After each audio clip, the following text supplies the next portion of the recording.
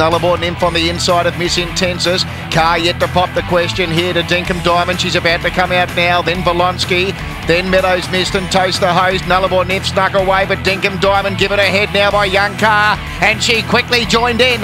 Dinkum Diamond went up to Nullarbor Nymph. Meadows missed running a race. Then Volonsky. But Dinkum Diamond got the upper hand and she gets clear. This is a smart filly. And Dinkum Diamond goes on. Promising filly. Ridden by a promising filly. About to turn for home. Eloise, that's me, under siege now. Wide out, Rhoda Mine and Rockin' Joe are both going after it. A more cachet getting a split as well. In the straight now though. And Rockin' Joe moved up with Rhoda Mine to go to the lead. Coming through a more cachet. Shimano Miss starting to run on late. It's coming quickly. Rockin' Joe led. Rhoda Mine fighting on. Shimano Miss can't get them. Rockin' Joe and Rhoda Mine. Rhoda Mine and Rockin' Joe stride for stride. Rockin' Joe. Early double for Jamie Carr. She gets it home, Rockin' Joe, narrowly from Rhoda Mine.